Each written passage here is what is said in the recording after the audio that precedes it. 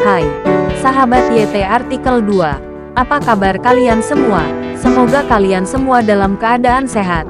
Amin. Sebelum melanjutkan ke ceritanya, jangan lupa tinggalkan like, komen, dan subscribe. Karena dengan like dan komentar kalian, yang semakin membuat admin semangat mengupload lanjutan ceritanya.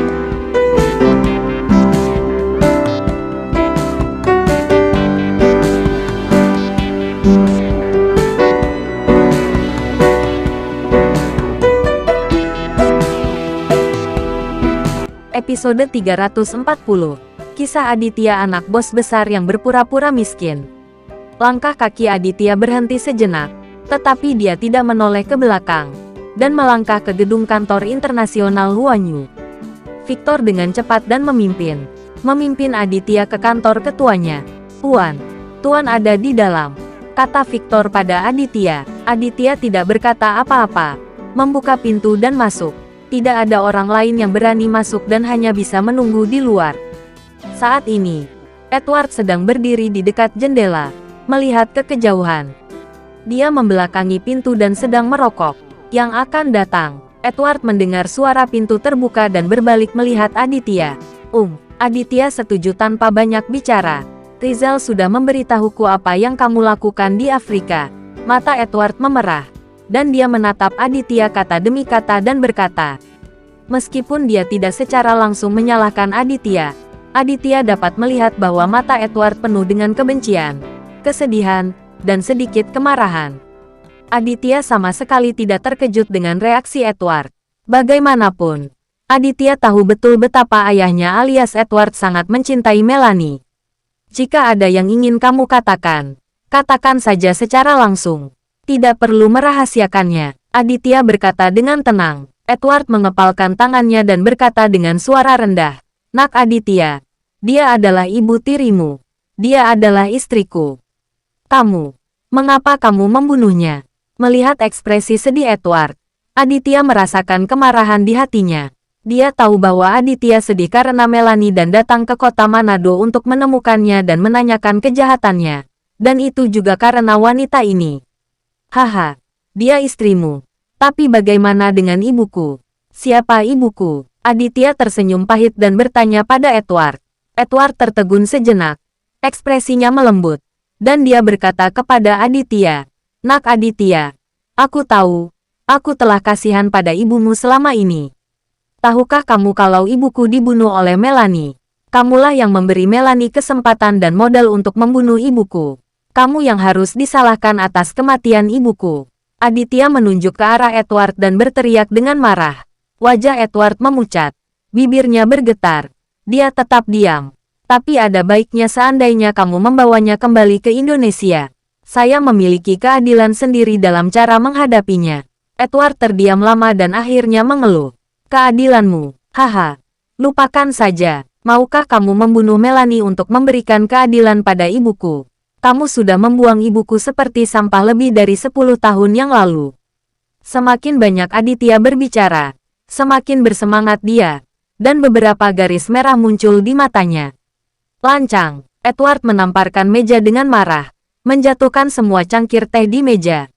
Kamu tidak perlu pamer padaku. Apa salahnya aku membalas darah ibuku? Melanie membuatku tidak punya keluarga dan tidak bisa kembali. Aku tidak membunuhnya. Tapi dia memintanya sendiri dan meracuni ibuku. Bahkan malaikat tidak dapat memikirkannya. Selamatkan nyawanya, Aditya berkata dengan marah. Edward menghela nafas berat. Dia terdiam lebih dari 1 menit dan tidak berkata apa-apa. Sekarang setelah keadaan menjadi seperti ini, tidak bisa membunuh putra kandung, bukan? Terlebih lagi, apa yang dilakukan Aditya juga merupakan cara hubungan antar manusia. Tidak ada salahnya membalas dendam pada ibunya. Setelah memikirkannya, Edward hanya bisa menerima kenyataan ini. Nak, ayo berhenti berdebat. Aku turut prihatin pada ibumu. Dan aku turut prihatin padamu. Edward mendekat dan menepuk bahu Aditya dan berbisik. Aditya pun menghela nafas. Ia tidak ingin menuduh ayahnya lagi. Mungkin semua ini adalah nasib dirinya dan ibunya. Jika tidak ada pekerjaan, kembalilah ke Toraja secepat mungkin dan jangan tinggal di kota Manado. Aditya berbalik dan berjalan menuju pintu. Ini. Edward langsung kesal. Baginya pukulan 2 hari ini terlalu berat. Wanita yang paling dia cintai meninggal. Dan putranya membencinya. Dia merasa tidak pernah gagal seperti ini. Nak, jangan pergi dulu. Kita bicara. Edward berkata dengan keras. Edward tidak menoleh ke belakang. Dan berkata dengan tenang, hatiku sangat bingung. Silakan kembali. Aku ingin sendiri. Setelah berbicara, Aditya keluar dari kantor. Edward menyaksikan Aditya pergi dari sini. Merasa sangat bersalah di dalam hatinya. Edward akhirnya memahami rasa sakit di hati Aditya. Tentu saja, jika Melanie masih hidup, Edward pasti masih tenggelam dalam kampung halaman lembut yang diberikan Melanie kepadanya. Bagaimana dia bisa mempertimbangkan rasa sakit di hati Aditya?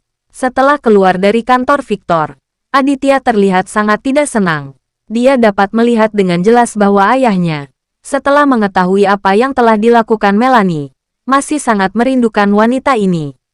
Terjebak oleh cinta, tidak mampu melepaskan diri. Ini membuat Aditya merinding. Memikirkan ibunya yang meninggal secara tidak adil.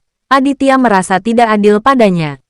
Melanie menguasai ayahnya. Victor dan yang lainnya mengelilinginya. Ingin menyapa Aditya. Tetapi Aditya langsung keluar dari gedung kantor Huanyu International dan pergi. Rizal ingin menyusul dan bertanya tentang situasinya. Tetapi melihat suasana hati Aditya sedang buruk, dia tidak mengejarnya. Ada apa, Tuan Muda? Victor tampak bingung. Dia masih tidak tahu apa yang terjadi. Paman Victor, jangan tanya. Tuan Muda tidak salah. Setelah bertahun-tahun, Tuan memang sangat salah. Stephen menghela nafas dan berkata pada Victor. Aditya mengemudikan mobil dan melaju dengan cepat di jalanan kota Manado. Pikirannya memang sedang kacau.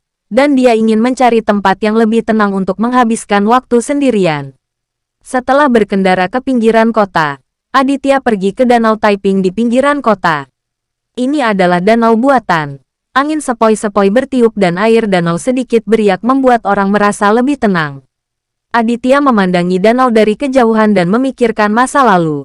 Dia tidak tahu apa yang dia rasakan di dalam hatinya. Tinggal sendirian sampai malam. Farah menelepon. Suamiku, kenapa kamu belum pulang? Suara lembut Farah terdengar. Mendengar suara istrinya, suasana hati Aditya sedikit membaik. Farah tidak pergi bekerja hari ini. Jadi Aditya tidak terburu-buru untuk kembali ke kota. Aku akan kembali sebentar lagi. Aditya, suamiku. Ada apa denganmu? Aku dengar ada yang salah dengan suaramu. Farah bertanya dengan ragu. Dia mengenal Aditya dengan sangat baik dan dapat dengan jelas mengatakan bahwa ada sesuatu yang salah dengan suasana hati Aditya. Tidak apa-apa. Aku akan pulang sebentar lagi. Setelah Aditya selesai berbicara, dia menutup telepon. Setelah masuk ke dalam mobil, Aditya pergi ke kota. Tetapi saat ini, ponsel Aditya berdering lagi. Ketika melihat nomor peneleponnya, ternyata itu adalah April. Halo, saudaraku. Aku di Hotel Tangren. Bisakah kamu datang menjemputku? Aku tidak bisa keluar. Suara rendah April terdengar dari ujung telepon yang lain. Seolah-olah dia masih sangat gugup. Kemudian dia mendengar suara seorang pria. Dan kemudian telepon ditutup. Ini, Aditya sedang dalam suasana hati yang bingung. Ketika dia mendengar apa yang dikatakan April dan suara pria di ujung telepon, Aditya tidak bisa menahan untuk tidak mengertakkan giginya. Memang benar apa yang dikhawatirkan.